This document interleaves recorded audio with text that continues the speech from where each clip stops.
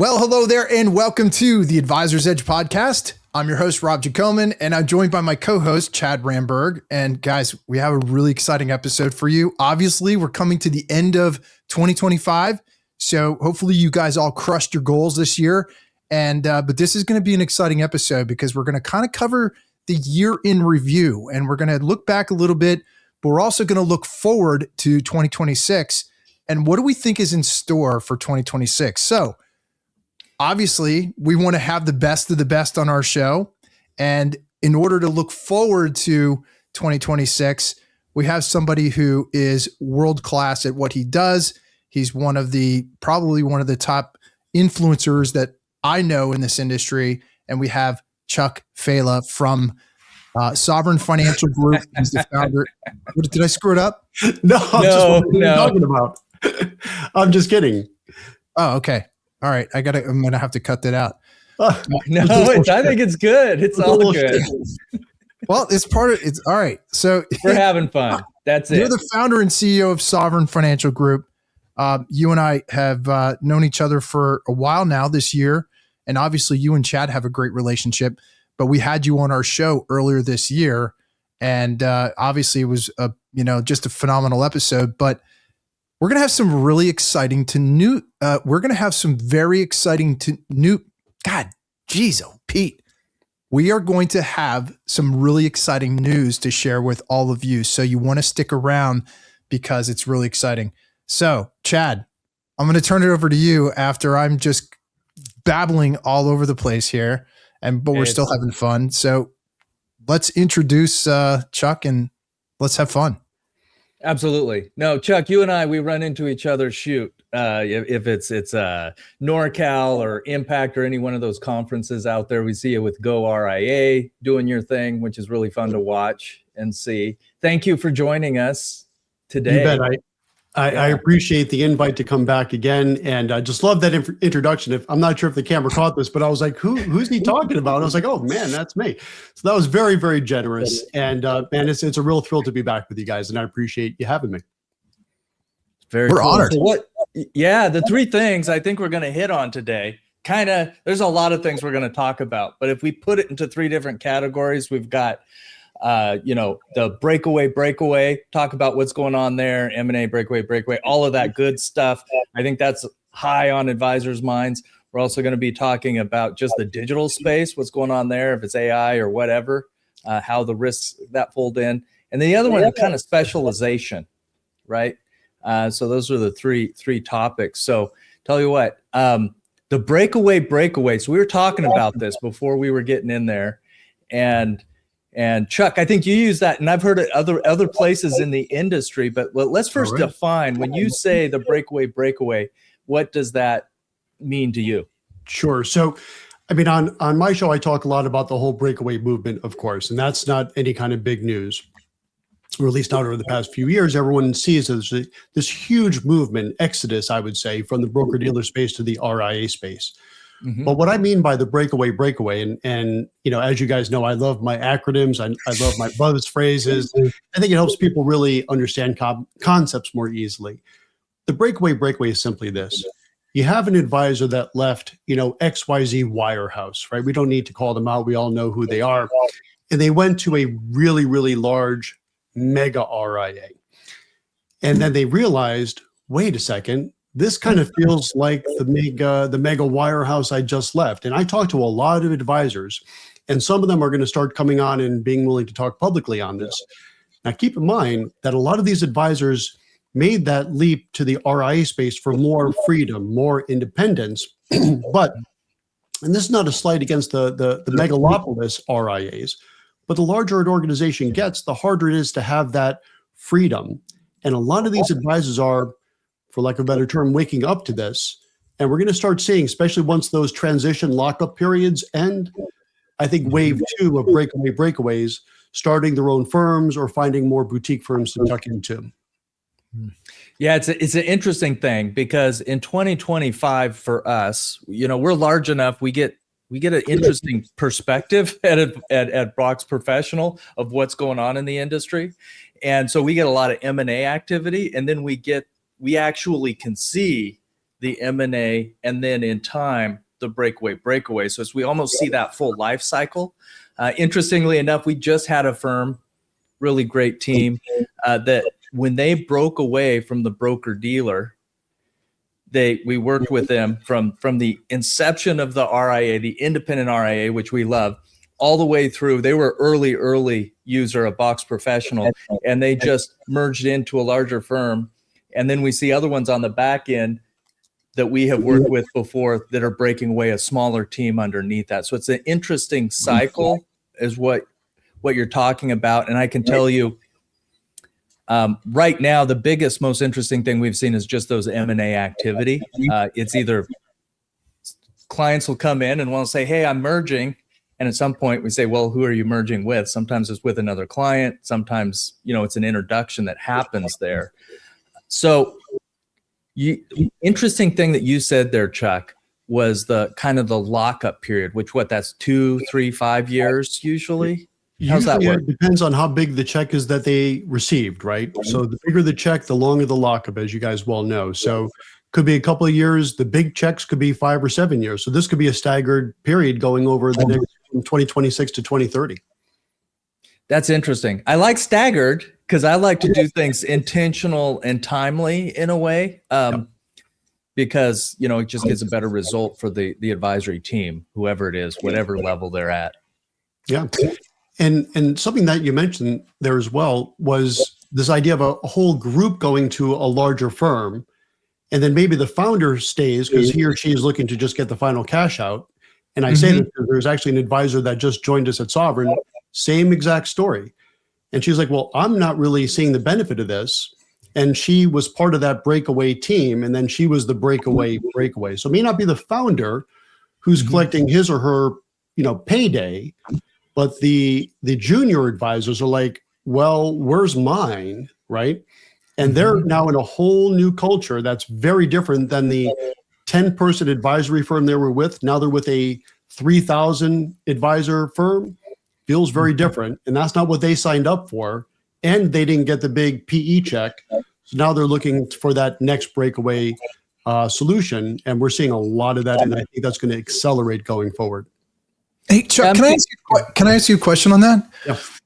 I want to go deeper with this because this is really interesting. This is happening in the insurance industry as well, in the independent agency world. I want for you to share with us what are the primary, either emotional, spiritual, or financial, what is moving people to make this decision? Like truly, if talking about what you're just talking about there, what is really driving these guys to make that decision? I don't want to say guys. What is driving these advisors to make that decision? Yep. Is it more emotional? Is it more of an infrastructure thing, or is it really all about the financial benefit of going independent or having more freedom? What is it really? What's driving it? I love that question, right? And the answer is going to be the same, in my opinion, for the breakaway advisor as well as that breakaway advisor. And believe it or not, it's actually not usually financial, right? That's definitely a big piece of the pie, right? Who doesn't like more money? Everyone likes more money than less. But now a high payout at an RIA is table stakes, right? So it really is more emotional, cultural, infrastructure fits. That's what's driving these decisions, right? So if you're an RIA today looking, and I was actually on a panel discussion once, and I won't mention names because it doesn't matter. And it was me and, we looked to bring advisors into Sovereign, the supported independence model type of thing. And I was on a panel with another person who had a firm that does the same thing. And the audience asked the question, well, why would someone join your firm? And her response was, well, because we have a really high payout. And I have to say, I chuckled. It was just my initial response. I was like, really, a high payout? Well, do you give them laptops too? Because that's pretty cool. Like, that's sort of table stakes now, a high payout. What's really going to influence their decision is, do I have a cultural fit with what this organization is about? Am I going to have the freedom to serve my clients the way I wished? Am I going to have the freedom to do podcasts and content marketing, which is something that you just have to do these days if you really want to grow your business? So to answer your question, financial, I guess the answer is yes, but it's going to be about the same. You know, I mean, it's not too much different. What is different from RIA to RIA to RIA? Financial is easy. You can easily put off your checklist, the ones that are egregiously low. Find the ones that are good, and there's plenty that have good payouts. Then they're looking for that cultural fit and the freedom to work the way they wish. And this is really key, market the way they wish. Do the content marketing, do the podcast. Are they going to be able to do so easily with not unconstrained, but with reasonable constraints? That's what I think they're looking for. That is amazing, because I just had this conversation with an independent agency owner who's trying to attract more talent. And his differentiator is going to be, hey, when you come on board with us, we already have the systems in place for content marketing.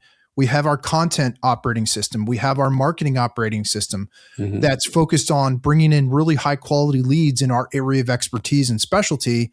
And he said he started sharing this with producers who are considering making the move from the big shops because they're frustrated. They're frustrated with the culture. They don't have growth opportunities, but working with a smaller, more nimble regional independent is much more attractive to this next generation of producers because they want access to those resources. They want to have more freedom, expressive, creative freedom to do podcasts, to do marketing, to do videos, to do strategic partnerships with others in their niche. So I think there's an incredible opportunity if you can offer those kinds of things to this next generation and differentiate yourself. I think you're going to attract a really good cultural fit and also attract the right type of talent that you want to bring into your bigger organization, or even if you're a smaller independent. Well, I think it all rings true. And so I would love Chuck's opinion on this, because a lot of times when I get, maybe it's a small team or a larger team merging, and they come to me and they say, hey, I'm thinking about this, which is interesting. We sometimes know months in advance. And they'll say, what do you think, Chad? Which is entertaining because it's like, I don't know. My answer is almost always what I think is, first, know yourself, know what you want, and look for that cultural fit. And the reason is because when it's maybe the leader of the team is, in there, interesting. I love talking to the 80, 90. There's a few of them out there that are still advisors at late 80s and into their 90s. And they just get to a point where they say, hey, Chad, I love what I do, but I'm ready to go to that next stage. And so that's one, they have a specific need, right? Or you get the 50, 60-year-old that has a specific, I've had a few of them that are looking for joining up with a larger team because they believe that that's going to give them the ability to hit that next level, whatever that is. And then the breakaways are coming out of it saying, look, here again, it's about that cultural fit, what they want to achieve. But my question for you, Chuck, is when you're talking with someone or thinking about it, and you're a good balanced individual, I think. Okay. So when you're helping advise them on how to make that decision, what is the key thing you'd say is first on their mind? Because we're just going to assume they're getting a good payout or, whatever. Financially, it's done. Okay. Yep. Then what's the next key thing, or maybe the most important thing? You hit it right there, actually. So the first one is the easy one, economics. Your payout's ridiculously low. Next, you have good payouts. Come up with your 3 or 4 or 5 choices that have the appropriate payout, meaning a good one. Then, and you said this, what is it that you want?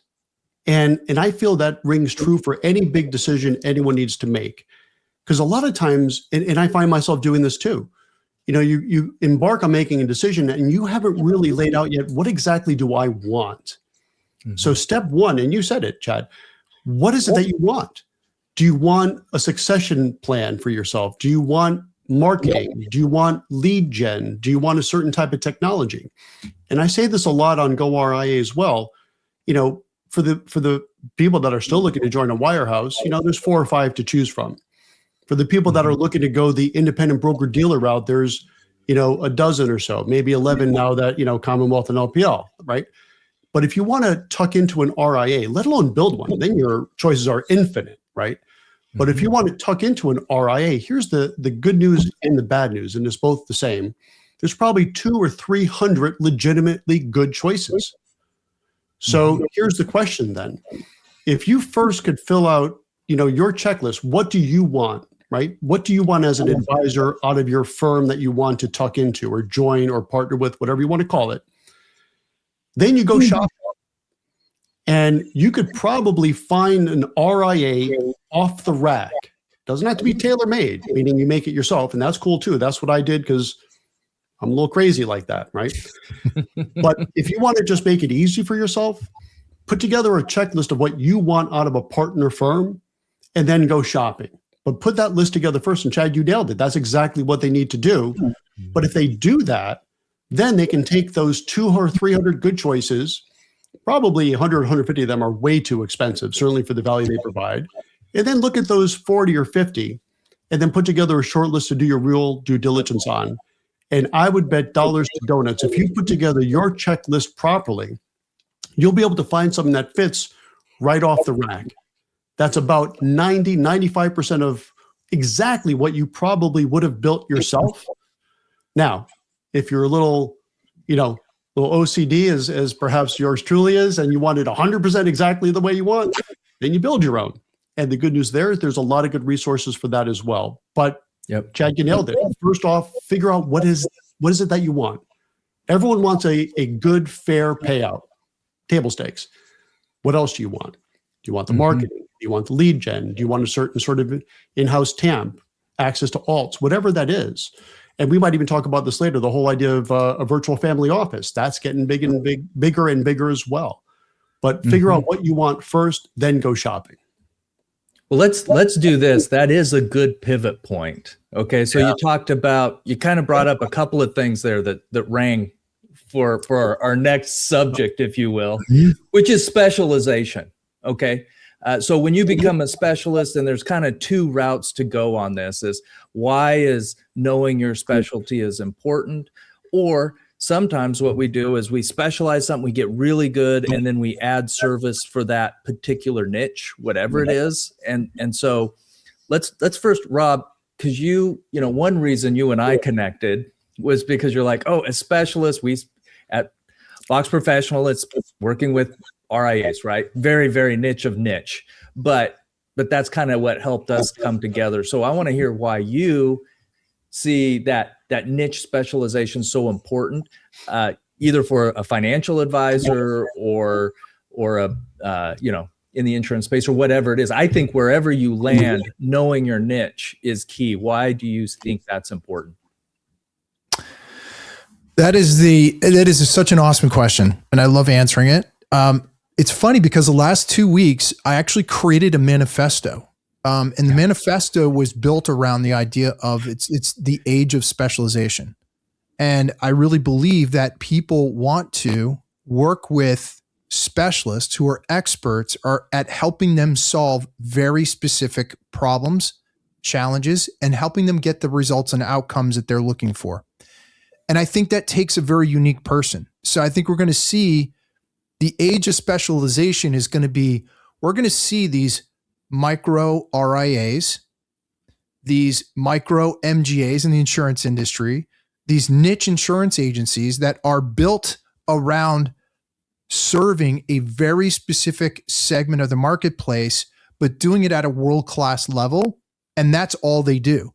I actually saw a post the other day where someone said, it's just not enough anymore to call yourself a specialist. You have to be way more, and you have to be way deeper. And where I feel like it goes deeper is, what makes you different than everybody else in the marketplace? What value do you bring to the table that the client actually values? Is it solving a specific problem? Is it helping them achieve a certain result or outcome? Is it that you have a unique offer that no one else has? Do you have a world-class risk management and insurance program, or do you have some kind of unique thing or mechanism or system that helps people solve problems or get to where they want to go faster? So I think the age of specialization isn't just about hanging your shingle on a niche or saying, I specialize in XYZ. It's really way deeper than that. And I think the more niche you can get, the more focused you can get on serving a specific type of person and helping them get to where they want to go faster, easier, and smoother. I think that's where the most industries in the professional services space, I think you're going to see generalism die. And I think you're going to see hyper specialization becoming the next really big thing. And especially in the financial services space, that's my belief. And you know what? Guess what, guys? When you specialize, guess what happens to your content? It becomes so much clearer and crisper, and people know exactly what it is that you do, the problems you help to solve, and who do you solve it for. So content becomes easier. Your marketing becomes easier. It becomes way easier to scale your business and to generate the kind of high quality leads that you're looking for when you know exactly who you're meant to serve and help. I agree. For Chuck, for you, how does that play for you? Yeah, it definitely resonates. And what I would add to that is how you choose to specialize, right? And I can speak mainly from the wealth management space, and there's lots of ways to do it. One of my favorites, well, I'll tell you, the one that comes to mind right away, because I for about a hot minute, I was a private pilot, so I've always had this love of flight. And there was only one point in my life where I had the amount of free time and free cash flow to actually fly. I would have one or the other. So now I'm back to having the cash flow, but no free time and so on and so forth. But as an aside, pilot as a niche, one of our advisors actually specializes in pilots. And I think that's a brilliant specialization because it's an immediate bond. But another way to specialize, a good friend of mine, Jeff Benjamin, who used to write for Investment News, he used to love niche marketing for wealth managers. And he did this whole series of these specializations. And one was pilots, and one, of course, was doctors. One was exotic dancers, which I thought was one of the most exciting and interesting. Very interesting. That's a unique niche. And she runs a very successful RIA specializing in the unique wealth management needs of the exotic dance industry. So talk about content. But there's other ways of specializing too. And the way I like to specialize is by net worth, right? Because I think there's a very big difference if you're dealing with, emerging wealth, the people that just graduated college, uber high net worth, which depending where you are in the country, starts at maybe 20 or 30 million or anywhere in between, right? So I like specializing that way. But I think, Rob, to your point, specializing to a sector like the pilots or the exotic dancers is great for content, right? Because you could really dial in on that. But then the other side of specialization, the way I see it, is expertise and efficiencies, right? If you want to be efficient in dealing with people that have $30, $40 million, that's a different type of specialization that I wouldn't necessarily have, to be frank. I like that mass affluent market. That's my sweet spot. I grew up, that's what I relate to. So I look at that in mass affluent for where we are in the Northeast is, I would say, anywhere between 1 to 10 million. And I think those needs are fairly homogeneous. The needs of someone that just has a $6,000 Roth and just got out of med school, different. We have advisors in our shop that can help them. And we also have partnerships for people that are above 30 or 40 million. So for specialization, for me, I like to do it based on net worth for efficiencies, because I could run my book of business quite similar from client A, B, and C, because they're all generally having the same needs. That would be my response on that. Yeah. Well, I agree with you. I just want to do a quick follow-up, Chad, to what Chuck is saying. I think you're also, one thing I didn't mention is the whole concept of what I call niche stacking, which is you can only focus on one thing at a time, right? To do it really well, you have to become a master at doing one thing really well. So what I'd love is what you said, Chuck, is maybe I specialize in that sweet spot of 1 to 10 million, but I do it for professional services professionals, or I do it for pilots, or I do it for executives at large organizations. I think you get so hyper-focused it's awesome because then you can go, all right, I own this market. Now I own this market, because I think the more niche you get, you do hit a ceiling sometimes with the TAM. And that's cool because then you're like, man, I scaled this. Now I'm going to go after a new segment and I'm going to just generate my marketing and messaging around that. So I think there's so much creative freedom and to do what it is that you want. But a lot of people already know, man, I'm really passionate about working with sports teams. I'm really passionate about athletics or flying or whatever. Sometimes that's kind of the inspiration for helping somebody to discover their specialty. So there's so much flexibility and freedom that we have, but man, when you commit to it, go all in, make it happen. Like, this is your time, is now. Make it happen. Now is never been a better time to start and launch your own business and to have that freedom. So why not give it a shot, you know? Well, I'm curious for you, Chuck. Yeah, it's absolutely. We love the independent market. That's why we like working with RIAs. But what ends up happening when you get really good at a niche, so you mentioned your niche, Chuck, is really that mass affluent. Yep. And then as you're working in that mass affluent space, there's not a million, there's 40,000 RIAs ballpark out there.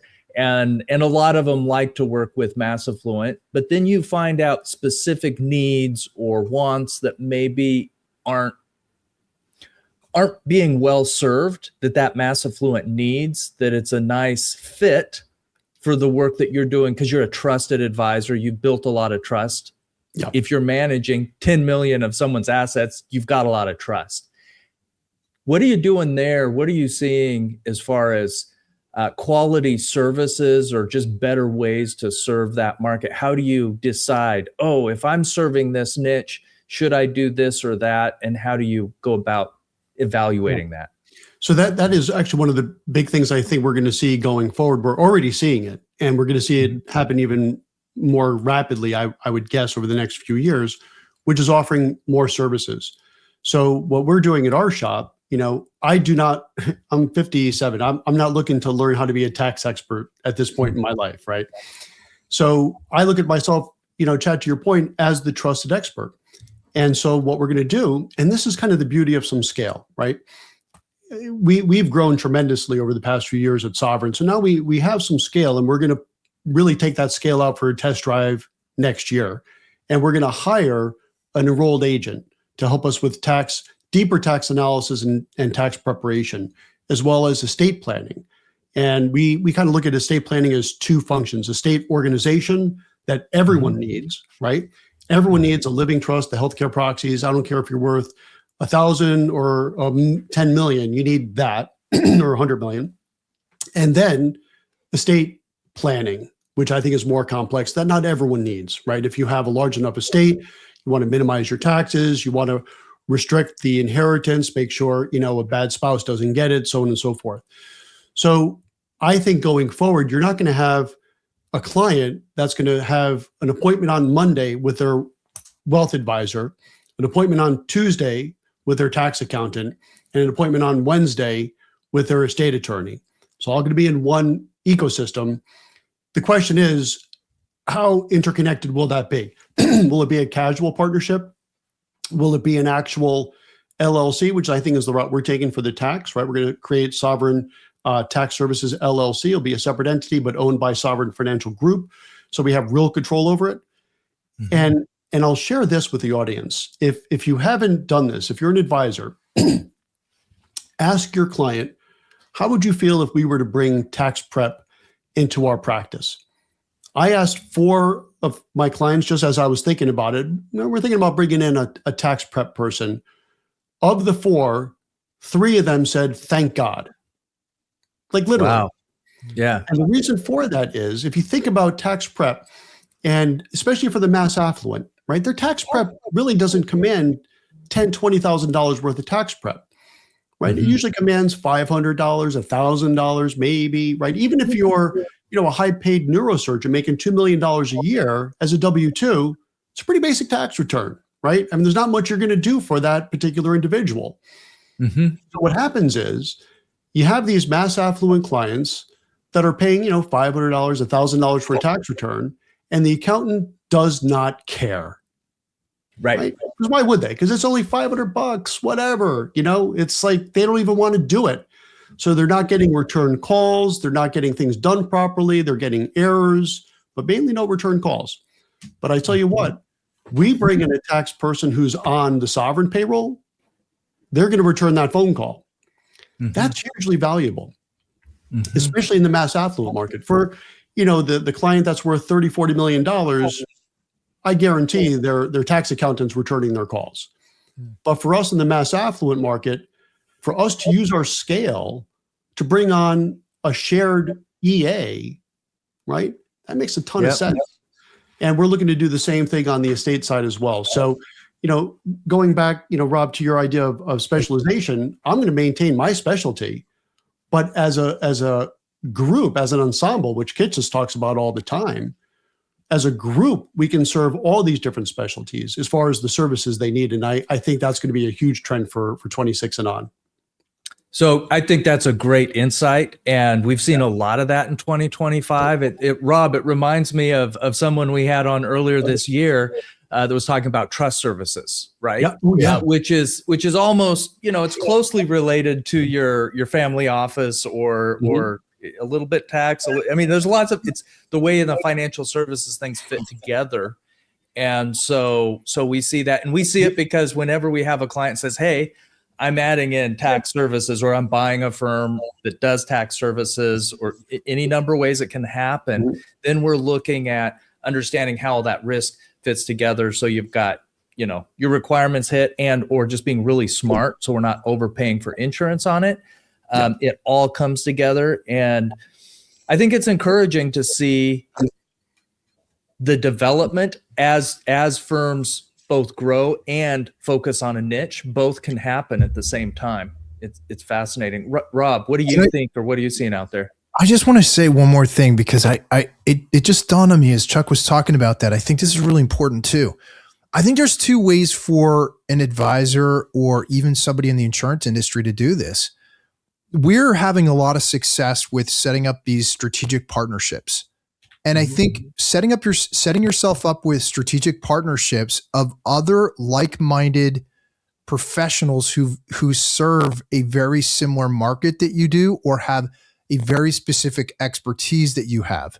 So for example, if you're an RI, you're an insurance guy like Chad, and you align yourself with somebody who specializes in cybersecurity, or you align yourself with somebody who is a CPA that specializes in serving RIAs.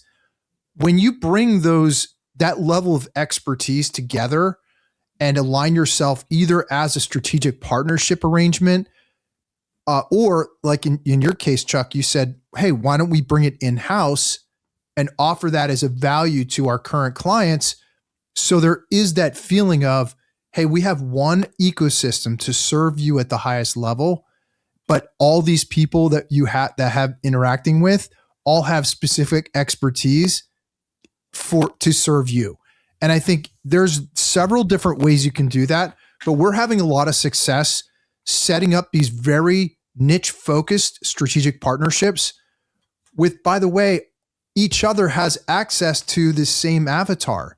So if I have 700 RIAs that I have, and I have over here, I've got 700 RIAs, it makes sense to get together and we all win. I mean, imagine the content you can create together.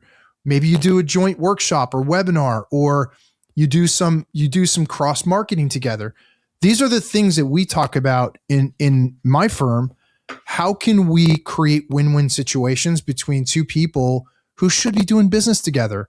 And like you said, Chuck, the word I wrote down when you were saying this is ecosystem. I think moving into 2026, we're going to see these pockets of really specialized, high expertise ecosystems that people can just plug into and get what they're looking for. They get access to authority and expertise that they wouldn't necessarily be able to get to on their own by going out to the generalist market and shopping around for the best deal.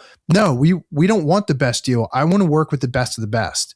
And that's what you're talking about, Chuck, is really assembling what I think is the dream team to be able to serve clients at the highest level. Yeah. And one thing I would add to that, and it's worth highlighting what you just said, is even if you're a sole practitioner, right? So we've grown a lot over the past few years. So we're going to, put someone on our payroll, which I think is fantastic, but you don't have to go that route, right? If you're a sole practitioner, Rob, to your point, just develop a great partnership with another accounting firm or an accountant or another estate lawyer, but really nurture that relationship and create an ecosystem.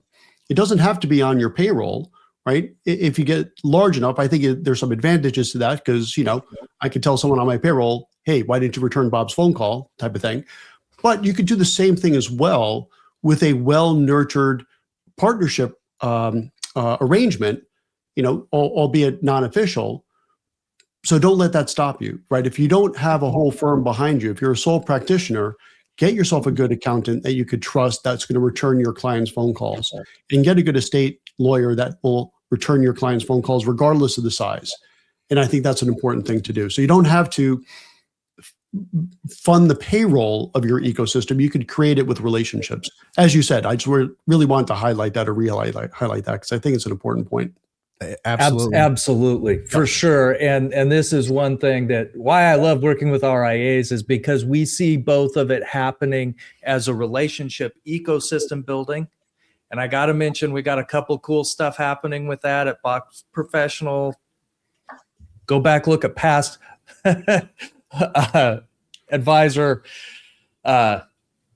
Go look at past webisodes, what we did, and you can see that. But it's really cool in the advisory space because independent advisory ecosystem in and of itself understands that there is a time and a place when you create that ecosystem, and there's a time and a place when you bring that in-house.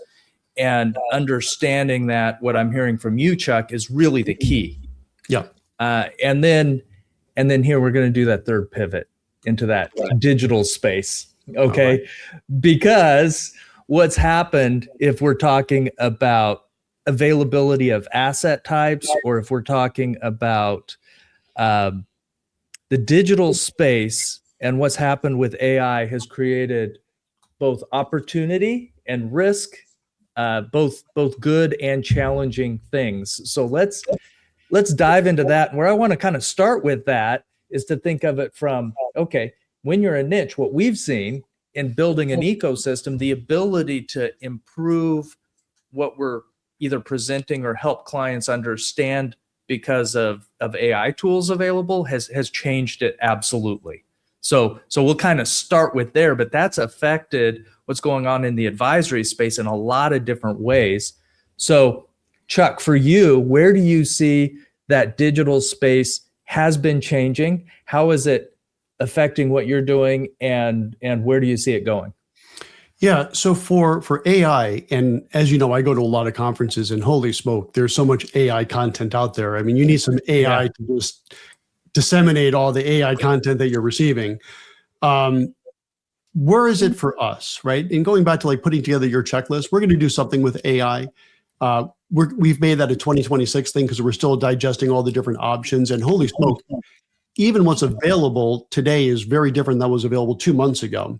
So it's a moving target, but we're getting close to what we want. So let's go back to what we talked about before, which is putting together your shopping list. What do we want to use AI for? So what I know we want it for is note-taking, right? And that's kind of the table stakes for AI. I do like that idea. And I was thinking about that recently as I'm taking all these notes during my client meetings. I was like, I really can't wait till we onboard our AI vendor because this is really arduous, and organizing it. And a lot of the stuff that I find myself very repetitively clicking, right? So I'm starting to put together a workflow. Like when I get ready for a client meeting, what do? I go to eMoney, I print out the 5-year cash flow report, I go to Orion, I pull out my household summary report, I look at my past notes. I'm pretty sure once we start doing our demos next year, I could press a button and all that's done. So that's pretty cool. So we're going to do that. And the other part is for compliance review, we're talking with our email archiving vendor, and now they have AI not surprisingly for that. So instead of going with a lexicon approach, which is kind of interesting, is how it's mainly done now, where the tool is kind of a very dumb AI, is looking through all your emails from all your advisors, looking for the word guarantee, right? But it's also picking up, I guarantee the Cowboys are going to win, right? Well, that's not really a problem. Or you could say, I'm telling you right now that this stock is going to go up huge. Right. Doesn't have a guarantee, but contextually, that's a problem. Yeah. So AI is going to help with that and basically make it more efficient. So what AI should do for us, what we want it to do, is all the stuff that you don't need a highly compensated person to be doing, right? You don't need a highly compensated person to read through emails and contextually see where there might be a problem. You don't need a highly compensated person to click and run all these reports, right? And it's going to free up my time to be more human. And I forget who it was. I interviewed someone on goRIA about this, and they said AI for advisors is used best when it allows me to be more human, right? Do all the human stuff better. And I think that's where we're going to land when we pull the trigger on it next year. Well, I that makes me laugh because I was at my bank the other day and one of the guys came out and was chatting with me and he says, "Oh, I'm thinking about this, thinking about that." He was the branch manager. And I said, what problem are you trying to solve? He's like, "Well, we want more clients and I want a good relationship with you." And I said, "Look, how many tellers do you have? Because I'm tired of coming into the bank and I'm not talking to a real person. I don't need a relationship with that teller, but I'd rather interface with that human than I would with the teller machine." Now that human has to do it as good and as quick and efficiently as the teller machine, but I want that soft interface if they have that support behind them, right? And so you're right, money. AI is people are just posting it on everything, I think, to get an extra few bucks out of something, but there's a real value when we use it well. And Rob, I know you're in that world quite a bit. Yeah. You're learning how it works well, what it does well, and what it maybe doesn't do so well. So what's your 2 cents there? Well, I will say this, my 2 cents, and I just had a conversation with a client about this, is AI is not going to replace relationships. And I think it's really important for people to keep that in perspective, but it's don't let AI to become a distraction, even though you want to leverage it and use it to your advantage. But if you think about the impact of AI on what I call the democratization of content, right? We're going to be able to produce content at a scale that is just unheard of. So here's what I say. Okay, if that's true, why not go all in on real authentic content where you are the name and face and the brand, right? So you are creating more video content that is authentically you. You're telling more stories. You're bringing on guests, maybe clients of yours who have had a great experience working with you and having them tell their story of how they started their business on their kitchen table on a napkin. And like, people really resonate with that authenticity. And I think that's where I'm seeing the what I call the digital divide is, yes, we can produce content at scale leveraging AI, and it's very powerful. And I can put something in Chuck's voice, tone, and style by downloading his transcript. And then I run a very specific AI agent that analyzes Chuck's voice, tone, and style and can produce content as if Chuck wrote it himself. But that's going to democratize content because everyone's going to be able to do that. What I think is really important is that we focus on those deep, meaningful relationships. And that means going all in on video and interviewing people and really becoming that founder-led, like that model where you become the brand. That's what I'm seeing in terms of marketing and sales, and what's really driving results is getting back to the old school shaking hands and kissing babies.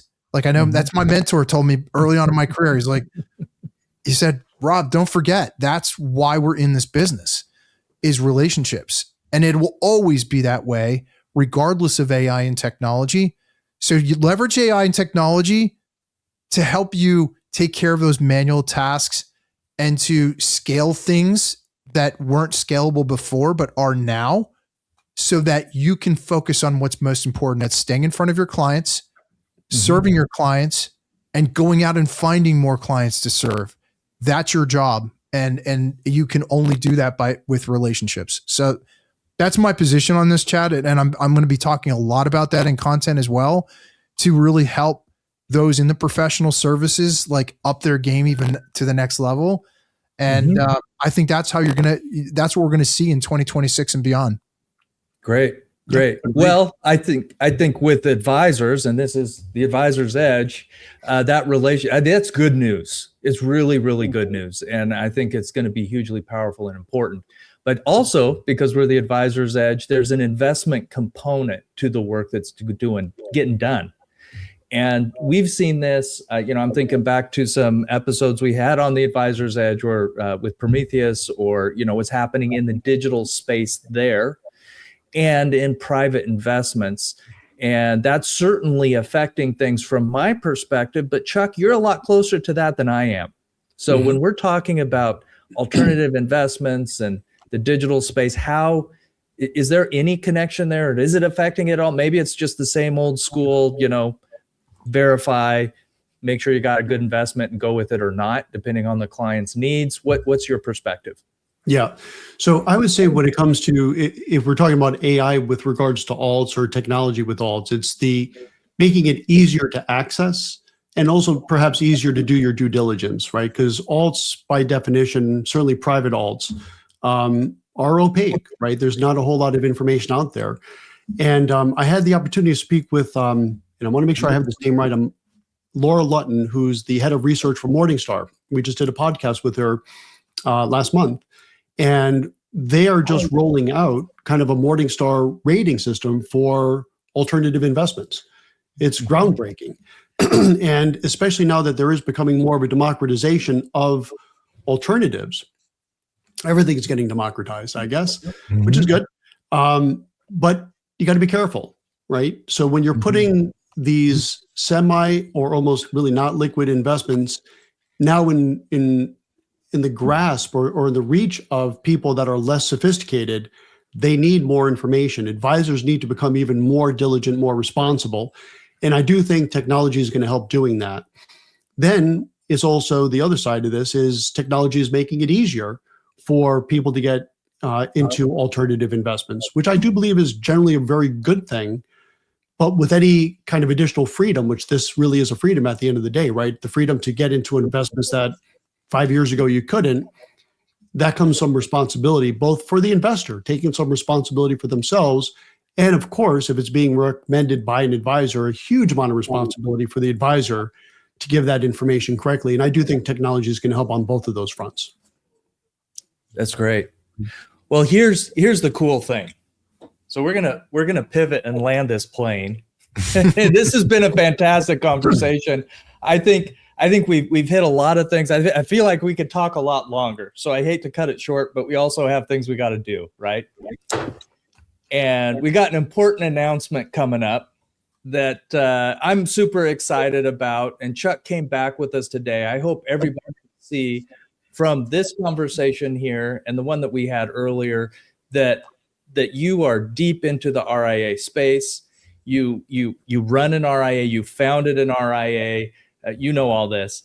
We're honored that you're going to join us as co-host. You're going to join me. You and I are going to co-host the Advisor's Edge starting in 2026. That's an exciting announcement that's coming up. And we're going to make sure and let folks know about this. This is, I don't know, is this your second or third podcast that you're helping out with? This is number two. And let me also say, I could not be more pleased. I love working with you guys. I love these conversations. And to share the stage with you, Chad, on this is going to be a real honor. And I am thrilled to do it. Mutual on this end. Now, Rob's not going away. Yep. I'm getting the boot. I feel like I'm getting the boot here. No. We talked about this ahead of time. I think you're bringing somebody in who, and I meant this, Chuck, when I said this, when I started off the podcast, was somebody who's truly world-class at what they do. I mean that. And that's not said with, I mean that very genuinely and seriously. There are so many people that I know in this industry, but very few at the level that you are. So I think people are going to be I think people are going to be really in for a treat when they hear what the way you two are really going to serve the industry at a way higher level than I ever could. So I can also focus on my area of expertise, and I'm actually going to be launching a new podcast called The Age of Specialization, because that's my passion. That's not for the announcement today, but I'm just letting you guys know that there are greener pastures we can sometimes move on to. It's not the end of our relationship because Chad, obviously we work together. We're partners in things together. So this is just passing the torch on to somebody who is way smarter, way better. I mean, I think I'm still better looking, but let's be honest. To be fair, I'm not sure I'm setting the bar all that high necessarily, but I appreciate it regardless. I'm not going to step into that fight. Well, let me say thank you again, and I really do appreciate that. And I do love this business. And at some point on a future episode, I would love to talk about how I got into this. And it was because as a single digit aged kid, like 8 or 9 years old, all I wanted was not to have an RIA, but it was to have my own business. And that's why I love this industry so much, because there is no other industry that has such a low barrier to entry, right? All you need is a laptop and a dream, as I say all the time, and unlimited potential.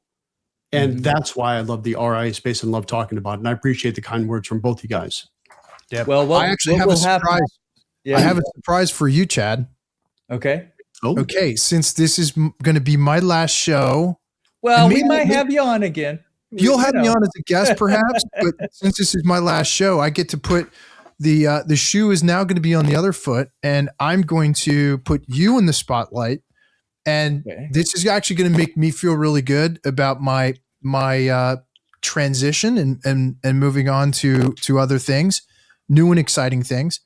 So, Chad, I want you just to imagine for a moment that you are sitting back in your retirement chair and you're looking back and reflecting on your career and your life and the things that you've accomplished throughout your career, the people you've interacted with. What do you want, Chad, to be your legacy? How do you want people to remember you by? Yeah, I'm really hoping that people think of me when they think it's that, what, that guy, Chad, he was a little goofy, a little bit odd. And if you know me well, you'll know that I do some silly things, a little bit crazy, but there's a fine line between crazy and genius, and probably won't know this until I'm long gone. Right. But if nothing else, Chad helped people achieve what they wanted to, and that's with family, that's with business. There's he helped other people, is really what it comes down to. So one of the things at Box we talk a lot about is, there's people that get on and off the bus, but hopefully when they move on to that next step, that they can say, I was better for having worked with Chad. Maybe I learned something, and I just, in my heart, I believe that that's how we touch people, and we can have a way bigger effect than we will ever know about. And that's why I sleep well at night, because I say, I screw up plenty, but I think maybe I've helped more than I've hurt. That's my prayer, if you will. That's a good one. Wow. Hey, Chad, I can honestly say, as my parting words to you, you 100% lived up to that legacy with me personally. So I can say that you have touched my life in a way that I cannot articulate in words, but there's nothing but sincere gratitude, love, thankfulness, and just that the deep passion for what you do has had such an impact on me that you are leaving me better off as a man and as a person as I go on to the next journey. Well, I'm honored. Hopefully I can keep doing that. Someday, Chuck, maybe you can say the same. I think I'll hopefully be able to say the same thing about you. Rob, the feeling is mutual for sure. Thank you. And thank you. That's a good end of the year Christmas gift. Thank you. And it's a great way to it's a great way to put this bow on this year. And obviously bringing Chuck in here is just it's going to make it better. This is actually the whole idea of Kaizen is we want to improve. Man, this is going to be a massive improvement to the show. And so everybody's going to be in for a treat. Listen, we are honored and grateful that everybody who's listening and watching today has had an opportunity to hopefully benefit from what we've had to share with you this year. And we are just eternally grateful and thankful to all of you who are listening and watching. And, we're looking forward to next year and having a massive big year, bringing on some amazing guests. And obviously the new co-host with Chuck, this show is going to be a game changer and hopefully make a big impact on people's lives. So thank you, everybody. Looking forward to season 2 of the Advisor's Edge podcast. And Chad, I just brought it home. So here we go. Sounds good. Thank you, guys. Thank you, Chuck. All right, guys. Thank you all. This was a lot of fun. Looking forward to it.